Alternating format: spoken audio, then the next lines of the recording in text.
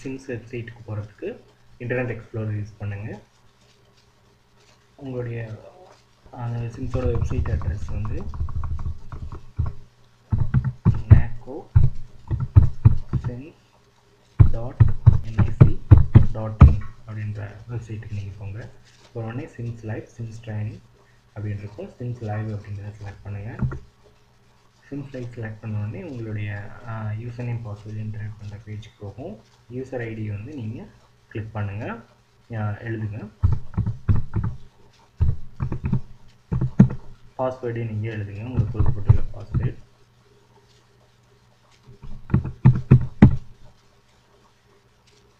Login பண்ணுங்கள்.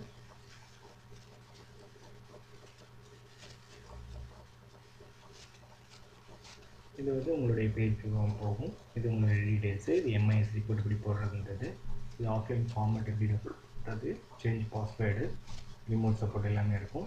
இது எடுத்துமே நீங்கள் சேஞ்ச் பாஸ்வேர்டு பண்ணிக்கோங்க. உங்களுடைய பழைய பாஸ்வேர்டு வந்து புதிய பாஸ்வேர்டுக்கு வந்து புதுப்பிச்சுக்கோங்க. ஓல்டு பாஸ்வேர்டு, நியூ பாஸ்வேர்டு எழுதி நியூ பாஸ்வேர்டு எழுதி சேஞ்ச் பாஸ்வேர்டு கொடுத்தீங்கன்னா போயிடும்.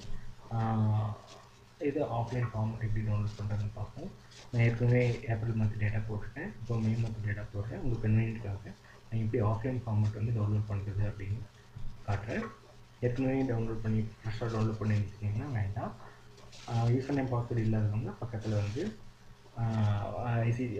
பக்கத்து ஐசிடிசிலையோ அல்லது டேப்லையோ வாங்கிக்கோங்க. ஏற்கனவே நான் டவுன்லோட் பண்ணி மாஸ்டர் அப்படின்ற பேஜில் நான் போட்டு வச்சுருக்கேன், பேரில் மாற்றி வச்சுருக்கேன். ஐசிடிசி இது பண்ணால் இதாகிடும், நீங்கள் ஓப்பன் பண்ணிக்கலாம். நீங்கள் அந்த ஃபோல்டரில் வந்து நம்ம கன்வீனியன்ட்டுக்காக 2 ஃபோல்டர் ஓப்பன் பண்ணி வச்சுருக்கேன். சிம்ஸ் ஆஃப்லைன் அப்படின்றது, இது வந்து ஆஃப்லைன் ரிப்போர்ட்ஸ் எல்லாமே இருக்கும். இது வந்து நான் டிலீட் பண்ணிடுறேன். இப்போ டவுன்லோட் பண்ணது ஏப்ரல் மந்த் டேட்டா, இது மாஸ்டர் டேட்டா இருக்குது. இதில் வந்து இன்னொரு ஃபோல்டர் வந்து எக்ஸ்எம்எல் அப்லோட் பண்ணுறதுக்காக எக்ஸ்எம்எல் வச்சுருக்கேன். இப்போ வந்து ஏற்கனவே இப்போ வந்து டேட்டா எப்படி போடுறதுன்றதை காட்டுறேன். MIS போங்க, இன்டெகிரேட்டட் கவுன்சிலிங் டெஸ்டிங் சென்டர் அப்படின்ற இதுக்கு மவுஸை கொண்டு போங்க. Integrated counselling testing centre monthly அப்படின்றது வந்து கிளிக் பண்ணுங்கள். நான் ஏற்கனவே போட்ட டேட்டா இருக்குது அப்படின்னு பார்க்குறதுக்கு சப்-டிஸ்ட்ரிக்ட் லெவல் டிராஃப்ட் நான் ஒன்றும் ஃபார்வர்ட் பண்ணல. இப்போ வந்து நான் சர்ச் இதுதான் இருக்குது. இப்போ 2011-12 நான் செலக்ட் பண்ண போகிறேன்.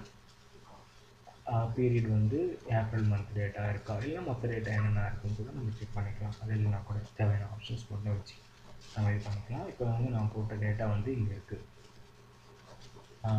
ஏப்ரல் மந்த் டேட்டா நான் போட்டிருக்கேன், இன்னும் நான் வெரிஃபை பண்ணலை அப்படின்ற ஸ்டேஜில் இருக்குது. இந்த ஸ்டேஜில் நான் வந்து மே மந்த் டேட்டா வந்து எப்படி போடுறது அப்படின்றது நான் உங்களுக்கு பண்ணுறேன். ஆஃப்லைன் மோட்லேருந்து மெஜாரிட்டி இதில் ஆஃப்லைன் மோடில் தான் நாங்கள் இப்போ போட சொல்கிறோம். இப்போ வந்து மாஸ்டர் அப்படின்றது வந்து இந்த ஃபார்மேட் நான் பேர் வச்சுருக்கேன். அது வந்து எல்லா மந்த்துக்கும் அதுலேருந்து எடுத்து நான் போட போகிறேன். இப்போ வந்து நான் சேவஸ் கொடுத்து 97/2023 இப்போ வந்து ஏப்ரல் அங்கே இருக்குது. நான் வந்து இப்போ மே 11 அப்படின்ற ஒரு மந்த்துக்கு ரிப்போர்ட் நான் போட போகிறேன். சேவ் பண்ணிக்கிட்டேன். கரெக்டான இடத்துல பார்த்துல சேவ் ஆகிருக்கா? மே 11 இருக்குது. மே 11 நான் வந்து எல்லா ரிப்போர்ட்டும் நான் எழுத போகிறேன். நான் ஃபஸ்ட்டு சொன்ன மாதிரி இந்த செக்ஷன் ஏல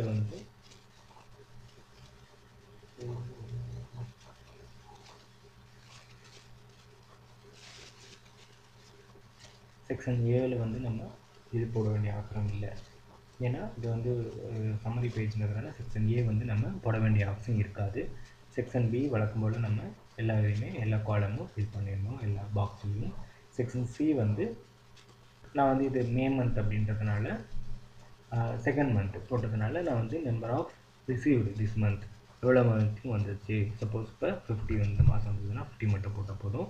ஏன்னா லாஸ்ட் மந்த் நான் என்ன பண்ணேன் அப்படின்னா ஓப்பனிங்ஸ் நம்பர் ஆஃப் ரிசீவ்டு மந்தில் இந்த ஓப்பனிங் ஸ்டாக்கையும் நம்பர் ரிசீவ்டு திஸ் மந்த்தையும் நான் ஆட் பண்ணிட்டேன். அதனால் நம்ம வந்து இப்போ போன மந்தோட கன்சியூமர் கழிச்சு ஓப்பனிங் ஸ்டாக் வந்து ஏற்கனவே அந்த கம்ப்யூட்டரில் வந்து ஃபீட்பேக் ஆகிடும். ஸோ அந்த மே மந்த் நெக்ஸ்ட் மந்தில் போடுறதுனால இங்கே வந்து ரிசீவ்டு மந்த் மட்டும் ரிசீவ்டு மட்டும் போட்டால் போதும். ஏன்னா ஃபஸ்ட் மந்த்லான ஓப்பனிங் அண்ட் நம்பர் ரிசீவ்டு ரெண்டுமே சேர்த்து போட்டேன். புரிஞ்சிருக்கும்னு நினைக்கிறேன் உங்களுக்கு. சரிங்களா? அதேமாதிரி நீங்கள் என்டர் பண்ணிக்கோங்க. இன்னொன்று வந்து HIV TB டேட்டா வந்து ரிப்போர்ட்டிங் மந்த்து. சப்போஸ் இப்போ நம்ம வந்து மே மந்த் போட்டுட்ருக்கோம். அதனால் மே மந்தோட அதாவது ஏப்ரல் மந்தோட டேட்டா நம்மளுக்கு இருக்காது. அப்படின்றதுனால மார்ச் மந்தோட டேட்டா போடணும். 1 மந்த் கேப் விட்டு நம்ம போட வேண்டியிருக்கும். ரிப்போர்ட்டை போட்டுட்டு நீங்கள் சேவ் பண்ணிடுங்க. இப்போ வந்து நம்ம கன்வீனியன்ட்டுக்காக நான் எதுவுமே ஒன்றும் ஃபில் பண்ணல. உங்களுக்கு கான்ட்ராக்ட்காக நான் அப்படி வச்சுருக்கேன். இப்போ வந்து சிம்ஸ் ஆஃப்லைனில் ஏப்ரல் டேட்டா இருக்குது, மே டேட்டா இருக்குது. இப்போ மே டேட்டா வந்து நம்ம எக்ஸ்எம்எல்லாக கன்வெர்ட் பண்ணணும். அது எப்படின்றத பார்க்கலாம். இது வந்து டேட்டா நம்ம ஏற்கனவே இருக்குது. இப்போ வந்து இந்த டேட்டாவை வந்து நான் எக்ஸ்எம்எல்லாக கன்வெர்ட் பண்ண போகிறேன். என்ன ஃபோல்டரில் நம்மளுக்கு வைக்கணும்? சிம்ஸ் எக்ஸ்எம்எல் அப்படின்ற பேஜ் மே 11ல் என்ன டைப்பாக வைக்கணும்? எக்ஸ்எம்எல் டேட்டாவாக நீங்கள் சேவ் பண்ணிக்கோங்க. இதுமாரி ஒரு எரர் வரும், நீங்கள் கண்டினியூன்னு சொல்லுங்கள். இப்போ சேவ் ஆகிடுச்சு. இப்போ வந்து ஏப்ரலில் இருக்குது,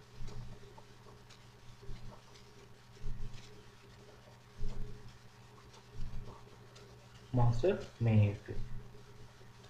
ஏப்ரல் மே இது வந்து ஆஃப்லைன். இது வந்து எக்ஸ்எம்எல்ல வந்து ஏப்ரல் இருக்குது, மே இருக்குது, மே டேட்டா இருக்குது. க்ளோஸ் பண்ணிக்கலாம். இப்போ வந்து இந்த பேஜுக்கு போயிட்டு நீங்கள் வந்து இப்போ அப்லோட் பண்ணுறதுக்கு காட்டுறேன். இமேஜ் போய்டுங்க, மந்த்லி கன்சல்டேஷன் போடுங்க, இந்த ஆட். இப்போ வந்து நான் வந்து ஆட் பண்ண போகிறேன். எந்த மந்தோட டேட்டா நான் போட போகிறேன்? இப்போ மே மந்தோட டேட்டா வந்து இப்போ நான் ஃபீட் பண்ண போகிறேன். நெக்ஸ்ட் கொடுங்க. அப்படி கிளிக் பண்ணும்போது ஒரு பேஜுக்கு கொண்டு போய் விடும். அது வந்து ஃப்ரண்ட் பேஜ். இது வந்து ஆன்லைனில் போடும்போது இந்த பேஜ் ஃபஸ்ட் பேஜாக வரும். இந்த டைமில் நீங்கள் ஆஃப்லைன் டேட்டா என்ட்ரி என்ற பேஜை கிளிக் பண்ணுங்கள். இங்கே ப்ரௌஸ் பண்ணுங்கள். ப்ரௌஸ் பண்ணி நம்மளுடைய மே மந்த் டேட்டாவை எடுங்க. சிம்ஸ் எக்ஸ்எம்எல் வந்து ஓப்பன் பண்ணி மே மந்த் டேட்டா வந்து நம்ம போட போகிறோம். அப்லோட் பண்ணுங்கள். அப்லோட் பண்ணும்போது இது அப்லோட் பண்ணும்போது கொஞ்சம் டைம் எடுத்துக்கும். நான் அந்த சர்வரில் போயிட்டு அது வந்து சேவ் ஆகிறதுக்கு கொஞ்சம் டைம் எடுத்துக்கும்.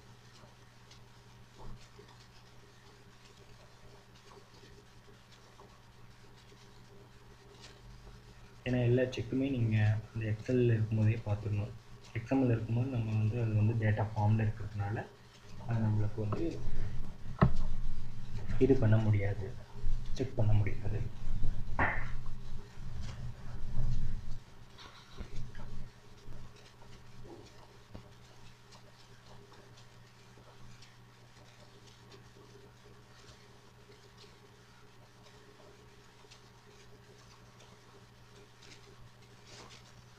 இப்போ வந்து டேட்டா சேவ் சக்ஸஸ்ஃபுல்லி. நம்ம எப்படி செக் பண்ணுறதுன்னா அதே மாதிரி பழைய மாதிரி integrated counselling testing centre monthly போனீங்கன்னா சப் டிஸ்ட்ரிக்ட் லெவல் டிராஃப்ட் என்னென்ன இருக்குது, 2011-12 வந்து எந்தெந்த மந்த் டேட்டா இருக்குது அப்படின்னு பார்க்கலாம். சர்ச் கொடுக்குறேன். சர்ச் கொடுத்தா இப்போ 2 மந்த் டேட்டா இருக்குது. ஏப்ரல் மே மந்த் டேட்டா இருக்குது. நம்ம போட்ட டேட்டா எல்லாம் கரெக்டாக அப்படி காப்பி பார்க்குறதுக்கு வியூன்ற காலம் வியூன்ற இதை கிளிக் பண்ணுங்கள். வியூன்ற இதை கிளிக் பண்ணோன்னே உங்களுக்கு வந்து ஒரு பேஜ் ஓப்பன் ஆகும். அது ஒரே பேஜில் வந்துடும். இப்போ டிஃப்ரெண்ட் பேஜில் செக்ஷன் ஏபிசிடி அப்படின்னு போட்டது வந்து ஒரே பேஜில் வந்து உங்களுக்கு ரிப்போர்ட் வந்து கிடைச்சிடும். அந்த ரிப்போர்ட்டும் நீங்கள் ஏற்கனவே ஆஃப்லைன் மோடில் அந்த எக்ஸல் சீட்டு ரெண்டையும் கம்பேர் பண்ணி பாருங்கள். இல்லைன்னா காலம் எல்லாம் விடுபட்டுருக்கா, எனி சேஞ்சஸ் எதனா மறுபடியும் இந்த இதில் வந்து உங்களுக்கு எதனா வேறு சேஞ்சஸ் இருந்ததுன்னா நீங்கள் வந்து திருப்பி மாடிஃபை பண்ண வேண்டியிருக்கும். யூஸ்வலாக அந்த ரிப்போர்ட் வரதுக்கு கொஞ்சம் டைம் எடுக்கும்.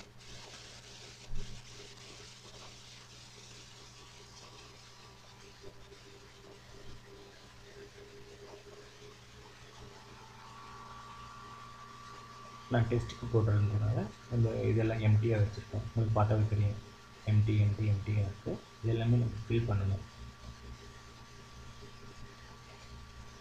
இது வந்து நம்ம வெரிஃபை பண்ணும்போது இதெல்லாம் காட்டும், எத்தனை பேஜ் வந்து நம்ம வந்து ஃபில் பண்ணாமல் இருக்கோம் அப்படின்றது வந்து உங்களுக்கு தெரிய வரும்.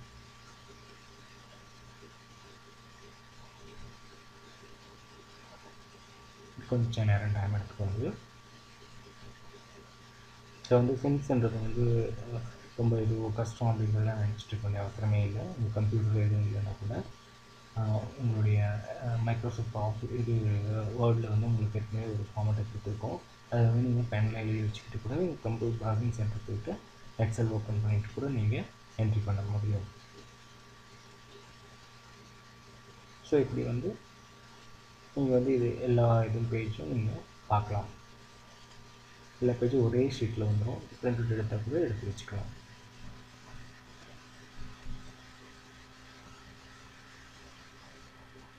ஓகே, இப்போ பார்த்தீங்கன்னா மேலே ஃபஸ்ட்லேருந்து லாஸ்ட் வரைக்கும் உங்களுக்கு எல்லாமே வந்துடும். இதை க்ளோஸ் பண்ணி பிரிண்ட் ப்ரிவ்யூ கொடுத்து பிரிண்ட் கூட நீங்கள் எடுத்துக்கலாம்.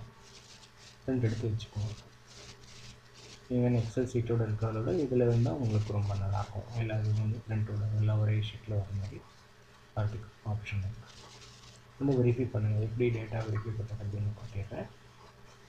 இந்த வெரிஃபை அப்படிங்கிறத எடுக்கும்போது இன்னொரு விஷயம் என்னென்னா, இங்கே வந்து பாப்அப் பிளாக்கர் நீங்கள் வியூ பண்ணுறதுக்கும் சரி வெரிஃபை பண்ணுறதுக்கும் பாப்அப் வந்து பிளாக் பண்ணி இருக்கக்கூடாது. பாப்அப் வந்து அலோவ் பண்ணி வைக்கணும் எல்லா இதுலேயுமே. இந்த வெரிஃபை பண்ணுறதுக்கும் உங்கள் டேட்டாவை வந்து சைட் வந்து வெரிஃபை பண்ணும். Number of column no values வந்து 674 பாக்ஸஸ் வந்து வேல்யூ இல்லாமல் இருக்குது. ஸோ வந்து நம்ம திரும்பவும் என்ட்ரி போட வேண்டியிருக்கு. வேலிடேஷன் எரர் வந்து 0வாக இருக்குது. வேலிடேஷன் எரர் எதுவும் இல்லை அப்படின்னு காட்டுது. நீங்கள் எல்லாமே கரெக்டாக அப்படி இருந்ததுன்னா எல்லாம் ப்ராப்ளம் இல்லை அப்படின்ற மாதிரி நீங்கள் வெரிஃபை டேட்டானா எஸ் கொடுத்து சேவ் வெரிஃபை ஸ்டேட்டஸ் எந்த டேட்டாவும் இல்லை அப்படின்னும் போது சேவ் வெரிஃபை ஸ்டேட்டஸ் நம்ம கொடுக்குறோம். வெரிஃபை பண்ணிட்டேன் கரெக்டாக இருக்குது அப்படின்றது சேவ் வெரிஃபை ஸ்டேட்டஸ் கொடுங்க. அதை செஞ்சு அந்த எம்டினஸ் காலர்ஸ் இதில் எங்கேயுமே வைக்காதீங்க. எல்லா இதையும் 2-3 டைம் நீங்கள் செக் பண்ணிவிட்டு இது பண்ணுங்கள்.